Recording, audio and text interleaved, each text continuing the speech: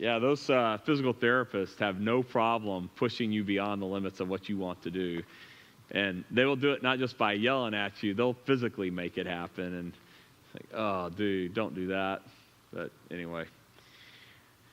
Well, yeah, I'm gimpy this morning. I threw my back out. I'm in pain. I was at the baseball game yesterday, and there's a foul ball hit right next to me. Normally, I would have just caught this thing, no problem. And I was like,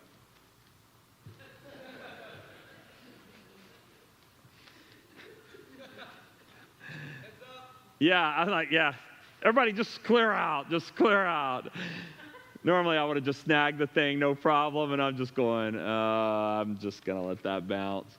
So, and then I walked over to get it, and when I came back, the game had been over for 15 minutes. I don't know, because I had to bend down to pick it up now. So I get over to it, and I'm like, wow, that's not okay at all. So, yeah, I'll get one of the kids, like, hey, kid, come here. Pick that baseball up for me. And then I was going to throw it to the ump over the fence, just throw it back to him. Again, something I do on a regular basis, no problem. I threw it, and I was like, I think I'm short. And it barely made it over. I was like, that would have been embarrassing. But, yeah. So I'm in a lot of pain. But anyway, well, it's good to see you this morning.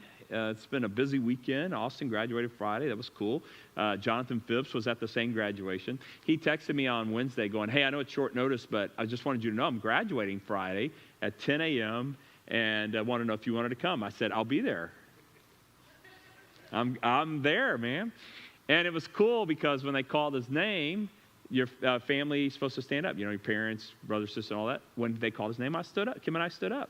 And Michael stood up. So, like, all right, we'll stand up for Jonathan. Yeah, for sure. And so, yeah, that was cool. Got to go to his graduation ceremony because I was there anyway. But, yeah, that was fun. And then we went to Chicken Pickle after for our celebration party, and that's why my back is killing me. I think I got out there, just me and everybody played for a couple hours, and then they put their rackets down. I turned to Michael and go, hey, dude, all the nerdy people are off the court now, so let's go play. And I'm like, I'm not losing to my kid. I read somewhere that Roger Staubach never let his kids beat him, and I've lived by this philosophy. So I was like, I'm not letting him beat me. So for 45 minutes to an hour, he and I just went after it. And, yeah, and now I can't walk. And we didn't really keep score, but I held my own. Let's just say that. I wasn't getting humiliated. Let's just say that. Now, I was smarter than better. Like I just kept hitting in the corners and making him run like crazy. Like I'll just hit it way over there, and then I'll hit it back over here. I just kept doing that. And when I was in high school, I played tennis, played a little in college, and my philosophy is very simple: hit the ball as hard as you can, deep as you can, and charge the net, and dare him to hit it by you. And so this was my tennis. My high school coach told me this is the only way you're going to win. And so I would hit it deep and charge as hard as I could and force them. Well, Chicken Pickle is a tiny court. So now charging the net means you don't really have to do much to keep it in front of you. So all those old high school, college tennis days of 1/3, 2/3, and all that kind of stuff. I don't know. It was fun. But now I regret it. And I can't undo it now. I should have just sat there and eaten chicken at Chicken Pickle. I should have stopped at chicken and not go to pickle. Yeah. There are people, by the way, who don't know what Chicken Pickle is, and they assume that they serve chicken and pickles, like they're expecting fried pickles and stuff. What they didn't know is that chicken and pickleball, that the pickle is not on the menu, it's on the court outside. And so there was a couple of people who came, it's like, so are they serving pickles too? I was like, no, you see all these courts? This is pickleball. They're like, what? And so I'm having to explain to them that the pickle part of chicken and pickle is people hitting this little green ball, which is plastic, by the way, and with the racket the size of a racquetball racket, but it's plastic too. So it's not like a tennis racket, and it's not like a tennis ball. It doesn't have that kind of elasticity involved in encounter. It's very, it's plastic on plastic, okay?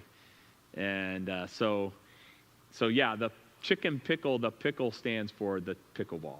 They also have this other sport. They have other things. They have ping pong out there, and there's what's the beanbag thing? Huh?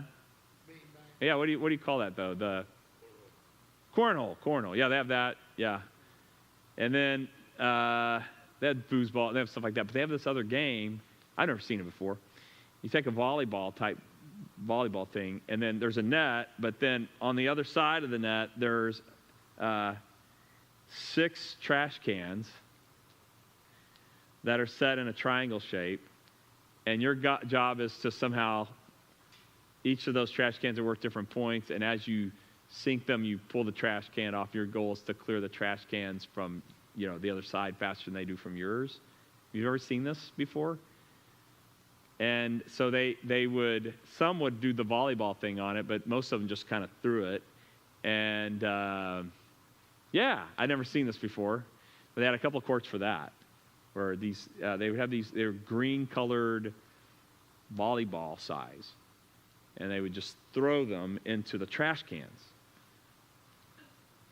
Yeah, I'm with you. I don't know. And so you're the coworker that all of their life was would wad up paper and throw it in the trash can. You didn't know they were training for an Olympic sport. You didn't know that was training for this very serious Olympic sport. And so So I don't remember what the game was called, but there's 2 courts for that, of throwing green volleyballs into trash cans. What's that? Like beer pong, but with like a volleyball and trash cans instead of with solo cup, right? Red Solo cups is usually how you do that. Yeah, it's like that, but like a big version of it. So it's weird. They took tennis and shrunk it, and they took that and made it big. So I don't know. Yeah. But pickleball is for people who want to play tennis but don't want to run, is what I'm convinced. Like, I'd like to play tennis, but if this involves running a lot, I don't want to do it. So I know what we'll do. We'll make a court really, really small. We'll make the ball not go very fast. We'll give you a really short mallet, and we'll make it doubles mostly. So he's like, you got 4 people on a court that would fit the entire thing on one side of a tennis court, and where 2 people would normally go at it, you have 4 people in this little space, and so you don't have to run. You're just like, but just a heads up, the next day is really painful. It's been my experience, so I just let you know now. Yeah. If you're over 30. Okay. You played, didn't you? For a couple of minutes.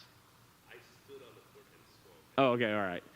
No, that's the problem. I got out there with Michael, and I'm like, I'm not losing. I am not losing this kid. So he starts hitting drop shots just over the net to cause me to run really hard.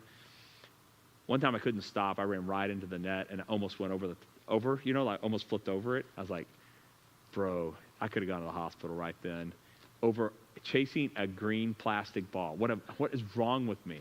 And then I'm like, hey, give me that ball. Come on, let's go. Huh? Oh, he would have laughed. Yeah, this is the sign of elderly. I've told you this before. If you fall down and they run to help you up, they think you're old. If you fall down and they laugh at you, they don't think you're old. If I fall down now, Michael's running to help me up. Yeah, he definitely has evaluated me as being older. So that's the rule of thumb. If you fall down and people run to help you up, they think you're older. If you fall down and people laugh at you hysterically, they think you're young. So, yeah. So I don't know when I crossed that bridge. Michael didn't send me an email or a text or anything.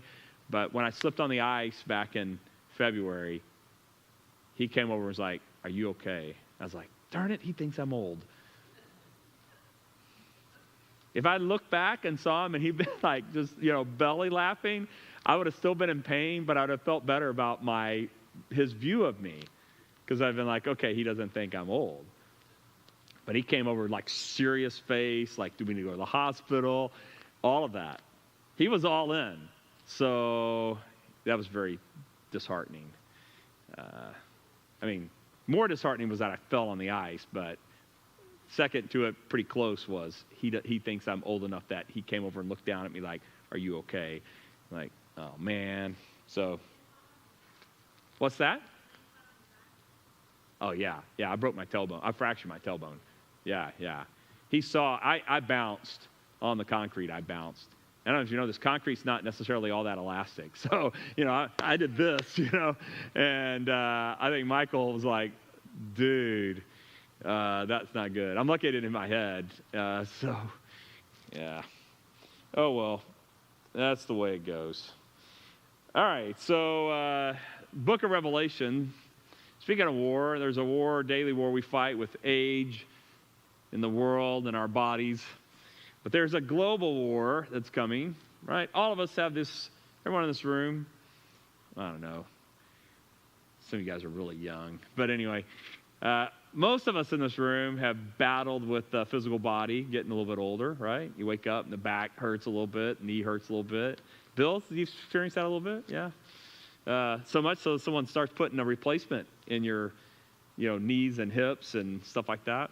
And so, well, there's a daily war like that. We battle with sin. We battle with the world. We battle with our own bodies, all those kinds of things. Well, there's a kind of a globe. All of those things are microcosms of a global war that is unfolding. And that is a battle we saw last week between God and the serpent. But now this week it moves into between God's people and the beast. This becomes one was kind of heavenly, celestial. Remember that? The battle of angelic beings and all that. And the devil's cast down. Well, now we move to a war that's more earthy or more earthly kind of thing. And it's the battle. Remember at the very end of chapter 12, and I may have the verse. I don't. At the very end of chapter 12, it says that the beast tried to destroy the woman, and then she's going to give birth, and the serpent, not the beast, the serpent is now going to make war with her offspring. And we talked about this probably being like the church. And I think there's a lot of evidence in Revelation 13 that what he's talking about is the church, because he says, let me see if I can find this. Hang on. He says later on in this passage, so he says, and the dragon stood on the sand of the seashore. Then I saw a beast coming out of the sea. So the dragon, the serpent, this is this angelic, demonic, the devil, is cast down to earth, and he's standing on the seashore, and then out of the sea comes this beast, having 10 horns, 7 heads. On his horns were 10 crowns. On his heads were blasphemous names. And the beast that I saw was like a leopard. His feet were like those of a bear, mouth like a lion. And the dragon gave him power and his throne and great authority. So we have 3 people we have to deal with, actually. It's the trinity of the devil. We have the devil, the beast, and his high priestly minion that will show up later. So that's the Trinity, the Trinitarian, the evil Trinitarian versus God the Father, Son, and Spirit. We have the serpent, the beast, and the Antichrist beast-like priest, high priest. So we have the 3 on each side, and they're going to war. And the beast and the Antichrist high priest, under the power of the serpent, will get their people together to wage war against God the Father, God the Son, God the Spirit's people, and that war is now taking place. So we've gone from the heavenly celestial war to earthly warfare. And so that's what's about to happen. All right? And so we find this beast, and the beast has all these kinds of attributes we're going to look at in a minute, because we have to look at Daniel chapter 7 to understand this text, I think. And if you read the commentaries, every commentary will point you to Daniel 7. Every one of them. So like, this is Daniel 7. This is Daniel 7. We're going to go look at Daniel 7 because we've got to have Daniel 7 to understand Revelation 13. It's the way it works. But it says this, I saw one of the heads of this beast as if it had been fatally wounded, and his fatal wound was healed. And the whole earth was amazed and followed after the beast.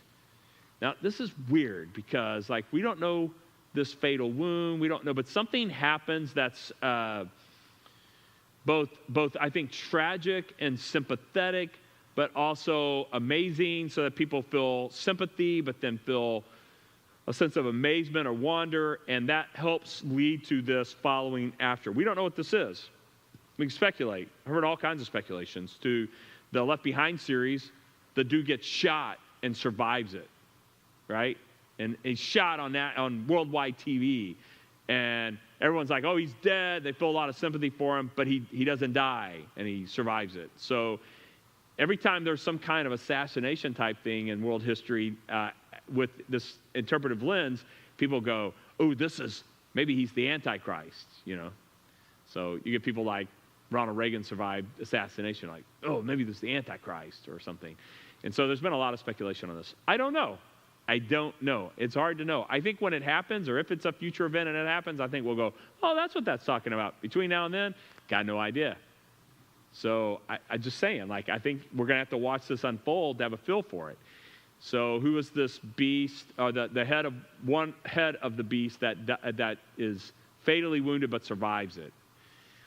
And so they will worship the beast, saying, so again, it's like the Trinitarian idea of Father, Son, Spirit. We have the devil, the beast, and then his priestly minion.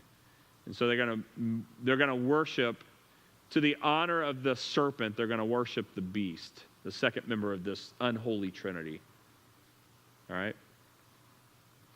Saying, who is like the beast and who is able to wage war with him? A mouth was given to him, speaking arrogant words and blasphemies, and authority to act for 42 months. There we go again with the 42 months. Was given to him, and he opened his mouth and blasphemies against God, to blaspheme his name and his tabernacle, that is, those who dwell in heaven. So, and then we find out that he's going to go after the church as well. So the war has now been moved to the earth.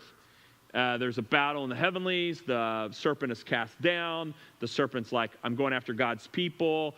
He invokes this beast who shows up on the scene. The beast generates worldwide sympathy because one of the aspects, one head of the beast, maybe it's a ruler, maybe it's a nation, I don't know, a ruler or a nation suffers a fatal wound. Everybody's like, oh, they're done for. And then somehow they recover, and everybody goes, wow, look at that, that's amazing. And now they're like, we're following after that. And now they start following after, and in the process, it sets up this war. And the coordinator of the war becomes this minion antichrist priest who comes along and stoking worship. Now, all of this, though, does parallel, so just so you know, for those who are more inclined towards either post-millennial, meaning we're in the post-millennial period now. We've already gone through all this stuff. And we're now living in this very final couple of chapters of Revelation. For those, they would say, this is Rome, and this is Domitian during Paul's day, during the writer John's day, 96 AD, Domitian sets himself up as a god. And in Ephesus, which is just off the Isle of Patmos is just off the shore of Ephesus, okay? So I think you can see Patmos from Ephesus. Not sure, but I think you can. It's like less than 20 miles. It's like 10 miles. I think you can see it. But if you can't, it's like a prison island for Asia Minor. And John is on that island. There's a temple in Ephesus where all the idol worship of Greco-Roman world is on the second floor, and on the bottom floor, Domitian is the object of worship. In other words, all the other idolatrous worship funnels through the foundation of that, meaning Domitian, the Roman emperor. So some people looked at that and said, wow, this seems a lot like this. And making war, Domitian is the first emperor to persecute the church in some kind of formal, systematic way. Now, Nero did, but Nero is not systematic. Nero's just like, I don't want to get blamed for this fire.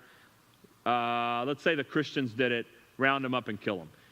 Nero didn't know anything about Christianity. The guy was a moron. I think Paul presented Christianity to him, but he's a moron. I don't think he understood it. He didn't care about Christianity. He didn't want to believe it. He didn't want to persecute it. But when the city of Rome burned, everybody was ticked off at him. He's like, I got to find a scapegoat. He finds the scapegoat in Christians in Rome. 66, 65 AD, somewhere around there, Nero starts persecuting the church really heavily in Rome. And so a lot of people are like, he's the Antichrist, but he only persecutes in the city of Rome, number one. Number two is, it's not theological. Like, Nero's not trying to be a god. He doesn't care. He wants to be a poet. Remember, he was a singer and a poet. He's in American Idol competitions all the time. He's not trying to get worshiped. He's trying to win the singing competition. Now, he always won. Always won. I mean, when he kills himself at the end of his life, his last words are, "What a great artist dies in me." It's like, oh, come on, dude. You're terrible. You just threatened people into voting for you on American Idol. Simon Cowell was afraid to vote against you because you're scary. So he's like, thumbs up. Yeah, you win. So I don't think Nero fits this description. Some people try to connect it to Nero because the mark of the beast, 616, also happens to, or 666, also happens to be the lettering of Nero's name. Like, so there's a we'll look at the parallel. And so people have tried to make that connection. I think John is unwilling to write Nero's name into the text. I mean, unwilling to write Domitian's name into the text. May have used Nero as he's a prototypical persecutor of the church. Domitian is like the culmination of that, probably something like that. Nero represents all future persecutors of the church. The first persecutor of the church, he becomes like the representative of that. And so the number of the beast, 666, is the number of a man, or is the number of a man. And I think there's probably something to this. Some people have really done a lot of connections on Nero's name and the 666 or 616, depending on whether you're in. We'll talk through it. But I think Nero's representative of this kind of Domitian persecution. Nero never set up this kind of system for himself. He didn't care. He was never in Rome. He was never in Rome. He was always in Athens performing in Greek poetry and music and opera singing competitions. He was an opera singer. So, city of Rome hated the guy. And, his mom assassinated his adoptive father so that Nero could become emperor. And then Nero returned the favor and assassinated his mom because he got tired of her. She was a bit of a controlling mom, apparently. She was a helicopter mom before helicopters were invented, and he got tired of it, and so he had her assassinated. And he learned it from her because she had also killed his younger brother. She killed his birth dad, who was her husband and the emperor, and then killed his son because he was about to become of age to become emperor and didn't want to become emperor, so she kills him, and then Nero kills her, and then Nero spends all this time in Athens in opera poetry competitions. So I don't think this describes him. I think the idea behind Nero persecuting the church does, but this kind of systematic, you need to worship me kind of thing, I think is more a Domitian type feature. 95, 96 AD, Domitian comes to power, and he does require allegiance that had never been required prior. All emperor worship prior to Domitian was worship of dead emperors. Augustus wasn't worshipped as a deity until after his death. He set up the worship of Julius Caesar. After his death, people set up the worship of Augustus Caesar. Domitian's the first one to go, we're not waiting until I die. We're going to go ahead and take care of this now. And so Domitian began like immediate emperor worship. And I think a lot of this describes this kind of thing. So do I think Domitian's the fulfillment of this? No. I just think John's watching it, and the ultimate fulfillment of this will come later. Yes, when?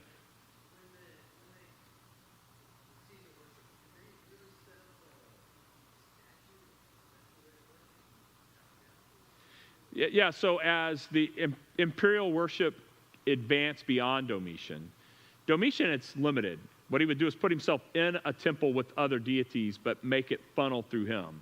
Later, though, under people like Diocletian and even Vespasian and people like that, they set up whole temples just for themselves. They issued labellas where if you didn't worship them, you didn't have your labella. You had to have it with you at all times. It's like your driver's license, only more so. It's like a passport. And if you didn't have your labella with you, then they would arrest you. And then they'd give you a chance to make it right, to pay your tithe and say your allegiance to the emperor, worship the emperor. And if you didn't, you'd get executed. That was around 250 when that started. And archaeologists have found labellas now. They're just little strips of paper about like this long, about this wide. You roll them up in a scroll, and you just kept it with you. Early church, some of them died because they didn't have them. Some bought them on the black market. They're like, I didn't worship the emperor, but they would buy the labella from someone else. Like, you could go down and get as many as you wanted, right? Like, they didn't know. It's like your 5th time today to go down there and worship the emperor. They didn't know. And then you'd pay your money and they would issue the labella. Some people would do this and then they would make money in the black market selling it at a premium to Christians. That way Christians would have the labella in their pocket. If they got pulled over, they could show them the labella, even though themselves had never actually worshiped the emperor. Some Christians viewed this as a compromise too far. And so it created tension within the church. Like some people were like, they're compromisers. And my family died because we wouldn't touch these labellas, or we didn't have the money to buy them or whatever, and they're living perfectly fine lives. So it created a lot of tension because of that. Yes?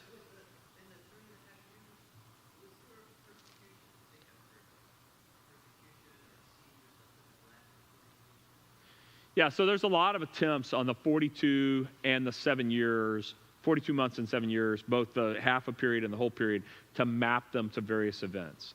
The destruction of Jerusalem, for instance, by Titus, there's a lot of effort there. But to get the 42 months, they have to include the fall of that small group of zealots of about a few hundred people outside of Jerusalem near the Dead Sea. So there's that. So on the issue of Domitian, the thing doesn't last 42 months. So it kind of does, like if you really work hard at it. But if you look at what's actually taking place, it's not really 42 months. It's more like 20 months. So in terms of like really persecuting the church.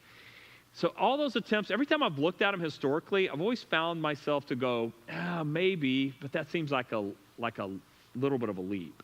Like it wasn't crystal clear to where someone could go, oh, it's a slam dunk. I look at it and go, maybe, but it doesn't seem that obvious. And so the answer is I don't know. Maybe. Yeah.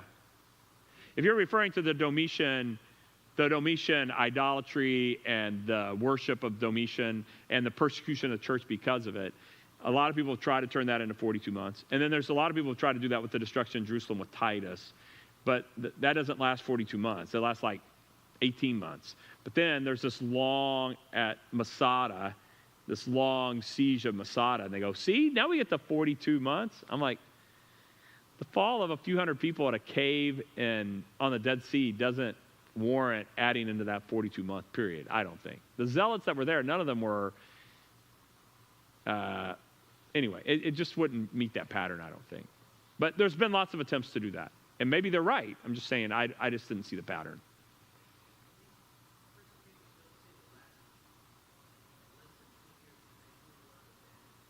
Oh, yeah. No. What's that?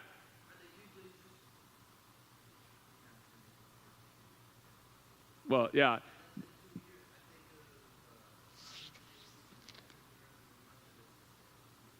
Yeah. No, a lot of times persecution breaks out and then dissipates. That's true. Diocletian, not so much. We do see a longer period of time with Diocletian, really driven by his son. Diocletian retires and goes away. This is 300 AD.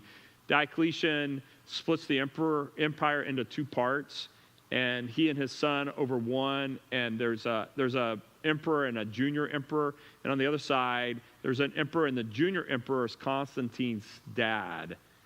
And then Diocletian's like, I'm sick of doing this, I'm going to retire. His son elevates to emperor on one side of the empire, and he really persecutes the church, especially in Africa, like just merciless. And thousands of pastors are killed for their faith. Churches are all burned to the ground. It's awful. And that persecution does last a long period of time. And a lot of people have tried to marry those together. The end of the persecution, and then Constantine takes over, and we get kind of the millennial period that some people have associated with too. Some people have even done that. The end of the Roman persecution, 300 AD, 312, where, it ends because Constantine throws Maxinius over the Malvian Bridge and he drowns. It's one of the greatest moments in history. Like, the night before, Constantine has a dream, arise and conquer in this sign, and it's got the flame with the crown and the Cairo symbol, for Christ. Arise in this name, conquer. Constantine wasn't a Christian, but his mom was, and he has this dream. So all the soldiers write the Cairo symbol on their shields, and they're all fighting, and somehow the two generals, 2 emperors wind up on the bridge, and they're fighting, and they both have armor on, and Constantine somehow tosses him into the water, and he drowns or something like that. They make a movie out of this thing. It's unbelievable. It's like incredible. And then both armies stop, and they go, I guess we know who the winner is now. And that was it. That's how the war ended. And then after that, Constantine ushers in a unified empire with him as the emperor instead of the split kingdom. And yeah, moves the headquarters to Constantinople, and the rest is history. Of course, all the other stuff was history too. So, but yeah. So a lot of people have tried to associate this final 42 months with that Diocletian, the final battle, Constantine taking over, Christianity wins. Constantine offers $50 and a baptismal robe to everyone who gets baptized. And I mean, who doesn't want that? Who doesn't want $50 and a baptismal robe? And they do it by sprinkling, because there's so many people want the baptismal robe and the $50. They're like, we ain't immersing all these people. We'll be out here forever. And so sprinkling becomes a thing. And yeah. So some people have tried to connect this history with that time period, with Diocletian, the end of Diocletian's reign. But all right. Now, there's some background work we need to do here. And that has to do with this original statement. A dragon stood on the sand of the seashore, a beast, 10 horns, 7 heads. On the horns were 10 crowns. On his heads were blasphemous names. The beast was like a leopard, a bear, a lion. And so this is all imagery similar to Daniel chapter 7. So we're going to go to Daniel chapter 7, and that's what we'll finish with today, is Daniel 7, okay?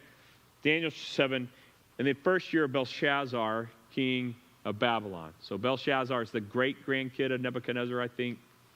Maybe great-great-grandkid. I get confused.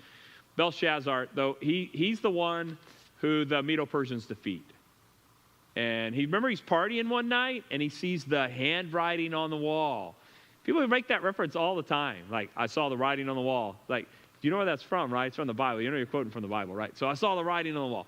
It's where Belshazzar sees this handwriting on the wall, but nothing else, right? Just this writing. And he calls Daniel because it's written in Hebrew. Daniel translates for him and basically tells him, hey, dude, you're dying tonight. Just letting you know.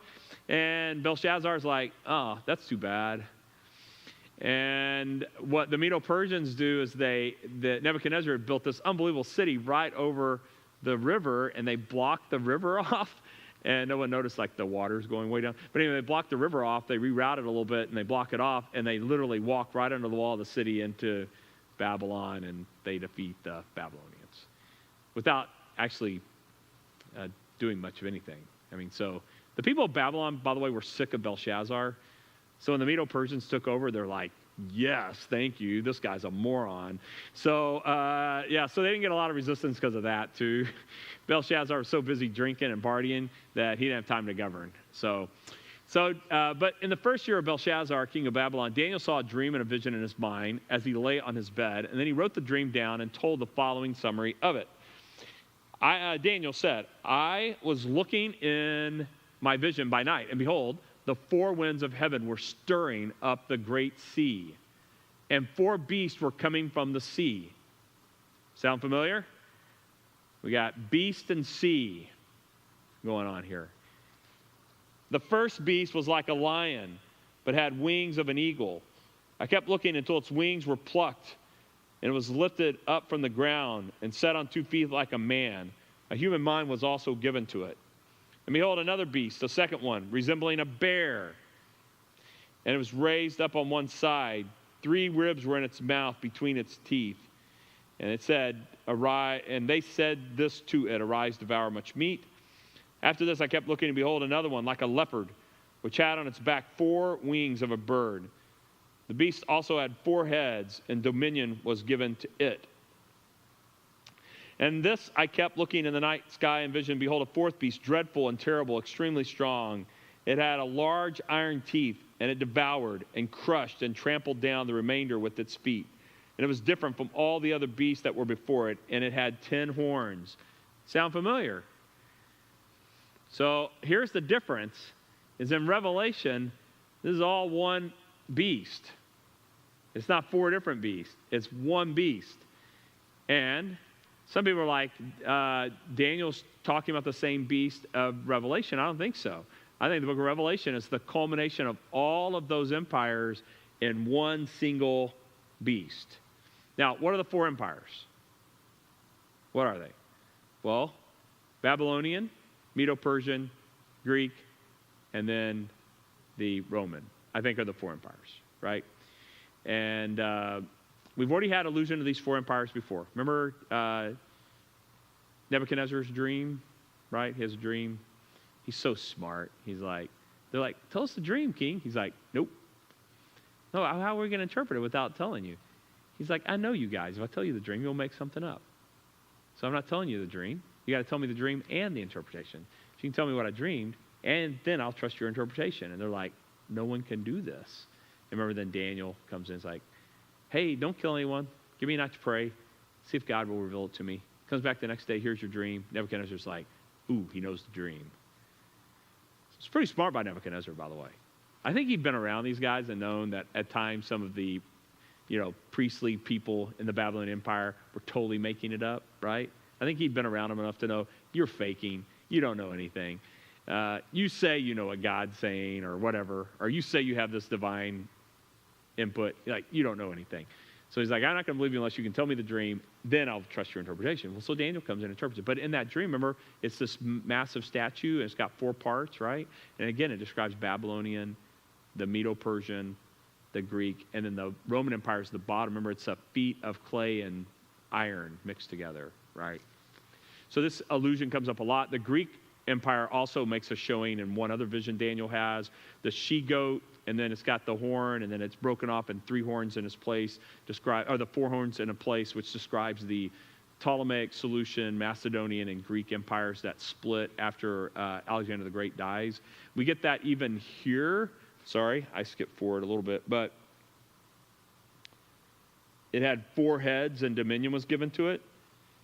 And so the 4 heads is Seleucian, Ptolemaic, Macedonian, and Greek empires that split after Alexander the Great dies.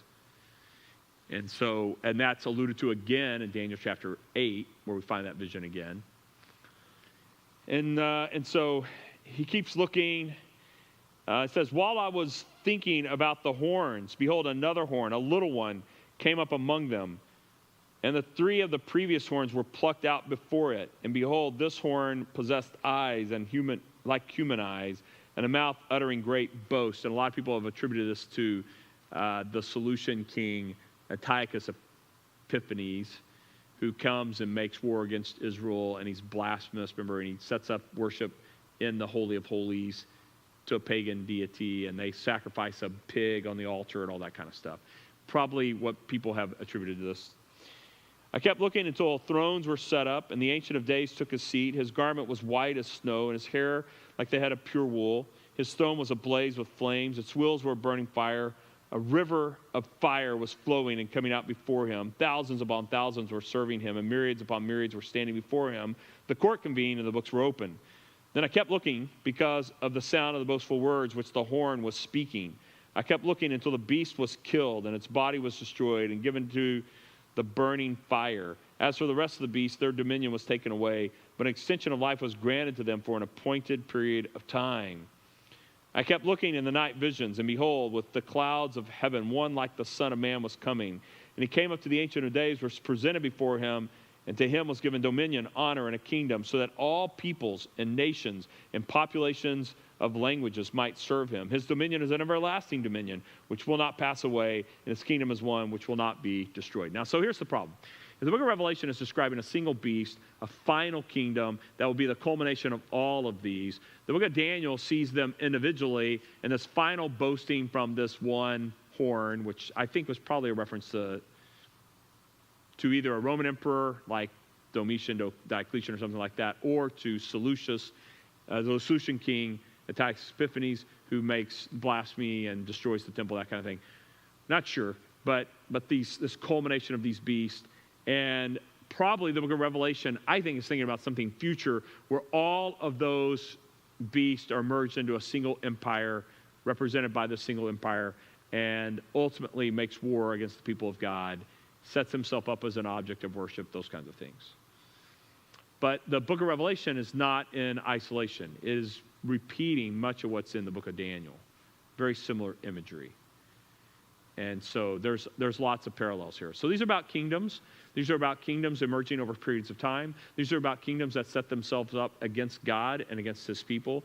These are about kingdoms that have different features, but these features make them different ways of terror, different ways of difficulty in the book of Daniel. And then in the book of Revelation, it's as if those four beasts have now merged into one gigantic single beast representing all nations of the world who are lining up against the people of God, meaning the church and Israel, for a final culminating battle on earth. That's what it appears to be. Now, some would say it did. That's what happened. 96 AD, Domitian. Others were like, it did. It happened. 300 AD, 312 AD, Diocletian. Others would say, no, it hasn't happened yet. That all those things are just microcosms of this ultimate battle that's going to take place. So, yeah. So that's the book of Daniel. It ties to the book of Revelation.